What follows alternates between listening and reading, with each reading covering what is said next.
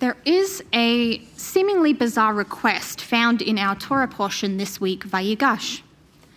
As our ancestor Joseph nears the end of his life, he requests for his brothers to take his bones from the land of Egypt to the land of Israel, as it is written, Pakod yifkod Elohim et etchem v'ha'aletem et atzmotai mizeh.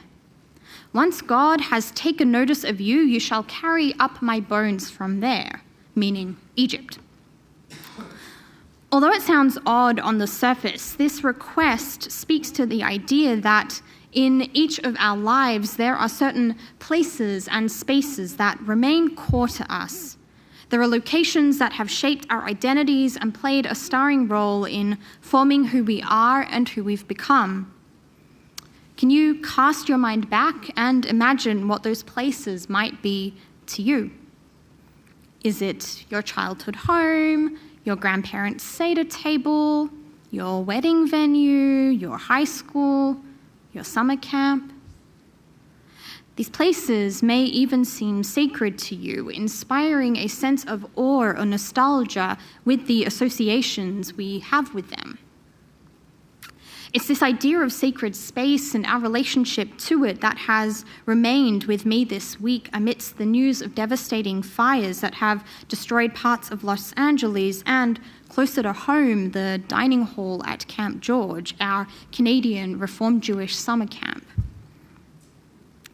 For Joseph, though the idea of being returned to the earth and ground of Israel was so important to him that it was his literal dying wish, I'll admit that I was curious as to why. After all, he'd been hated by his brothers there to the point where they sold him into slavery. He'd also lived out the majority of his adult life in Egypt, assimilating there, rising to extraordinarily successful heights in his career there, and building a family of his own there. For Joseph, I'd posit that it was about a return home. Despite everything, the land of Israel was still the spiritual center for him, the home of his ancestors sworn to them by God, and where his beloved father is buried. Perhaps he wanted his own small piece of that too, to return to the land where it all began for him and where his journey took flight. We know this feeling as Jews today. We express it in every prayer for Israel recited from our Torah service to the Amidah and every verse of Hatikvah we sing wherever we might sing it.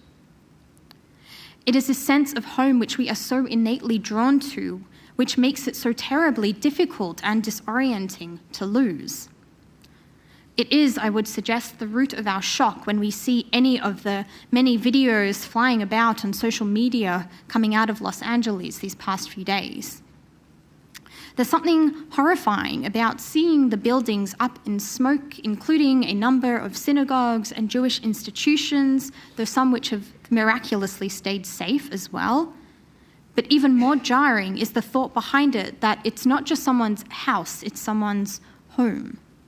As writer Sarah Tuttle Singer, who lives in Jerusalem now for many years but was born and raised in Los Angeles, wrote, "The houses in LA aren't just houses, they're homes, full of stories, full of life, where babies took their first steps, where someone had their first kiss, where your grandmother took her last breath surrounded by generations. Inside those walls are old photo albums, the furniture your grandfather built with his own hands, where your mother saved her wedding dress, preserved for you or your daughter, where laughter echoed, where tears fell, where families grew and changed." When it comes to camp, earlier this week, in my capacity as both one of your rabbis and as a member of the Camp George Council, I wrote to our Camp George partners on behalf of the Holy Blossom team.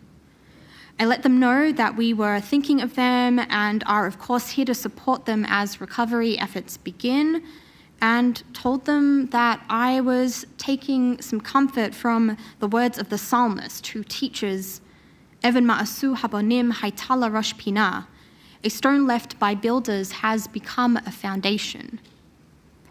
In other words, although the structure of the place is meaningful and is critical, and it's truly awful that it's now been left behind. It is the beating heart of the campsite where most people automatically picture when you say Camp George, with its thick wooden tables and benches and the plaques from the Maccabean carnivals and the iconic deck overlooking the lake.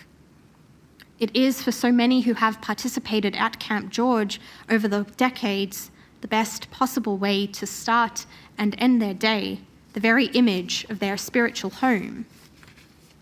However, perhaps what makes it feel like home and feel so magical is the strong Jewish foundation that it has built and will continue to build, they are very clear about that, for several generations of campers now, 27 years after it was established. It's a sentiment I feel deep in my own bones as I returned over and over to my own camping days this week, which I credit unreservedly with leading me down the path I've chosen. However, I'll share that whilst this is unusual within our Canadian context, I acknowledge that, the summer camp that I grew up on did not actually have a physical location. We didn't own a physical site. So instead, we switched locations almost every summer and every winter. Subsequently, I understood young, as our campers and students are coming to know now, that sacred space is not simply bricks and mortar. It's the memories made within the four walls, the friendships forged for life, the lessons learned about ourselves and our Judaism, the unique experiences afforded by that immersive environment, and the values and ideas that we take with us into the world as we grow and mature. So as we conclude, whilst Joseph made his brothers promise to take his bones to the land of Israel, the next verse, the very last verse of the book of Genesis, will tell us that Joseph was, in fact, embalmed and laid to rest in Egypt. It's only in the next book, the book of Exodus, as the Israelites were once again leaving Egypt, that Moses fulfills this final request. In other words, sometimes the dream of home or coming home takes time to come full circle because memories, because legacies are not replaced overnight, and we can feel saddened at this notion even as we stand strong and resilient in our resolve to rebuild. Fire then becomes a guide as we are reminded by LA area Rabbi Paul Kipnis, who writes in his poem, A Prayer for Fire-Filled Days, "In a burning bush you spoke to Moses, sending him to lead our people out of slavery.